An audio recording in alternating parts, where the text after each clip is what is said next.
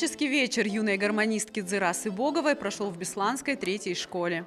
Сегодня в этом зале соберутся все родственники, как друзья, учителя. В программе будут осетинские мелодии, песни.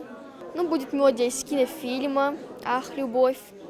Будет лирические мелодии, абхазские. Еще и будут танцы. Это мой первый творческий вечер.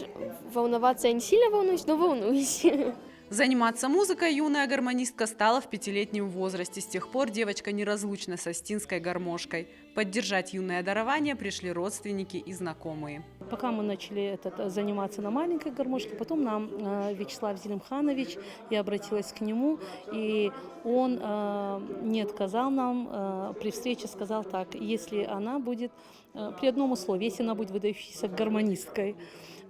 И вот с тех пор Вячеслав Зелимханович опекает Дзырасу.